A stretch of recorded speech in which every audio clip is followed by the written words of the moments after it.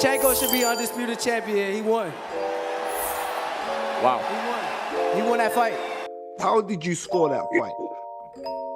Yo, I just went back and rewatched it. And I came up with a different score than I had the last time. What story did you come up with?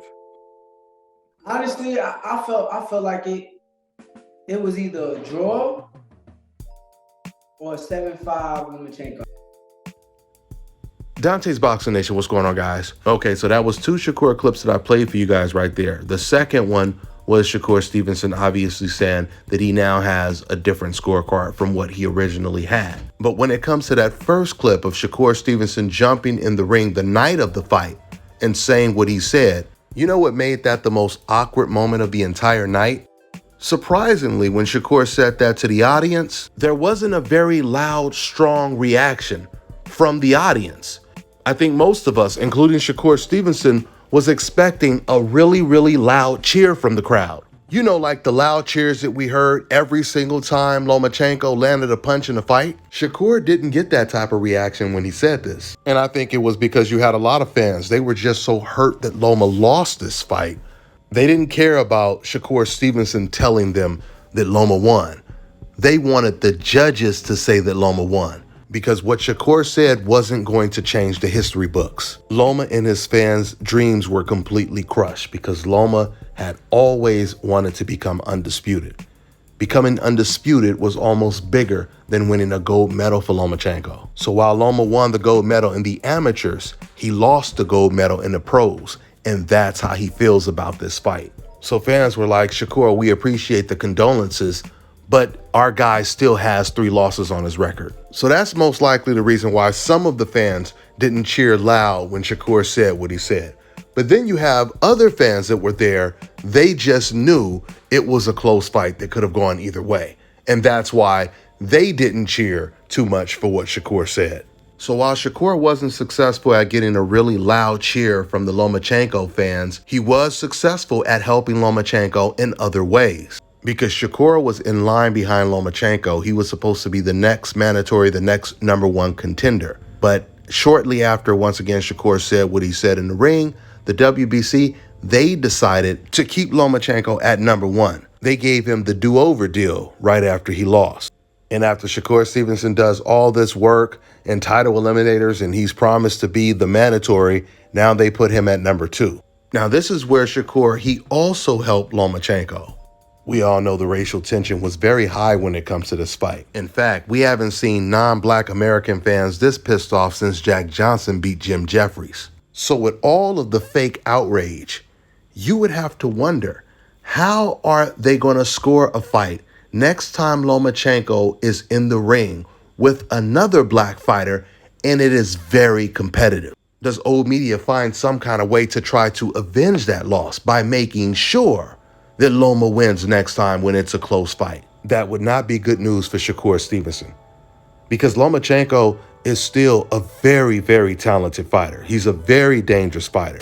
In fact, Loma, he may go down as one of the greatest second place runners in the history of the sport, because when he steps up to this level of competition, he always puts up a great fight, but he falls short, at least the majority of times. So far, that has been the case at least 3 times. But once again, if you get in the ring with Lomachenko, he's definitely going to be one of your toughest fights of your career. I had already told you guys going into the Devin Haney-Lomachenko fight, out of the 3 Americans fighting this year, Gervonta Tank Davis versus Ryan Garcia, Stephen Fulton versus Naoya Inoue, I told you guys on numerous occasions, Gervonta Tank Davis has the toughest assignment. He has the most difficult fight. And I believe the same thing could be said about Shakur Stevenson if he's going to fight against Lomachenko. And because old media and the race fans are so brokenhearted, they're most likely looking to take that anger out on the next American that Lomachenko faces, which could be the American Olympic silver medalist Shakur Stevenson. So the question is, can Shakur Stevenson win a close fight? Can he get a close decision win over Vasyl Lomachenko after the Haney-Lomachenko fight? I don't know. I think Shakur Stevenson, he would have to completely dominate Lomachenko for at least 8 or 9 rounds to guarantee the win. But you know, styles definitely make fights. When it comes to Shakur Stevenson, unlike Devin Haney, Shakur is a southpaw. So in that fight, it would be southpaw versus southpaw. And the last time Lomachenko fought a southpaw, he actually said, that was the most difficult fight of my career. And going into the 6th round or going into the 7th round, the fight was even on the scorecards. You know who that was against? That was against Luke Campbell. So we know Shakur Stevenson is definitely better than Luke Campbell. But at the same time, Lomachenko, he definitely fights harder when he steps up in competition. We've seen that against Haney. Let's see if he can do it against Shakur Stevenson. But now, because they have put Lomachenko at number 1, Lomachenko, he's going to have an opportunity to avoid Shakur Stevenson if he really wants to. Now that George Kambosos is signed with Top Rank, there's a very good chance that they could try to push for that fight, Loma versus Kambosos, despite the fact that Shakur Stevenson is ranked number 2, and the way it's supposed to work, at least in the boxing world without corruption, the number 1 and the number 2 contender are obviously supposed to fight against each other for the vacant belt. Let's see if that's how this plays out.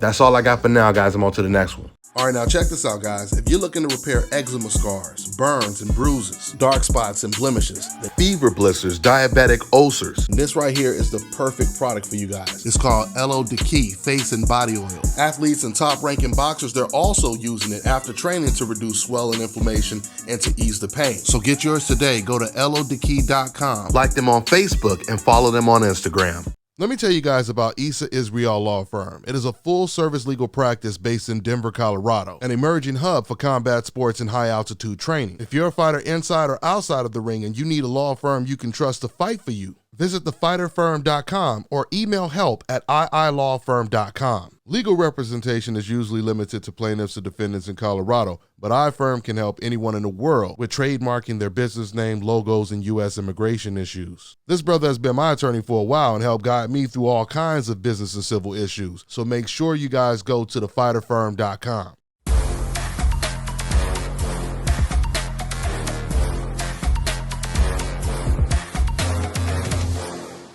My name is Chris, and I'm all the way here from Anchorage, Alaska at Scalp, Carolinas, and I'm here for my second treatment of SMP.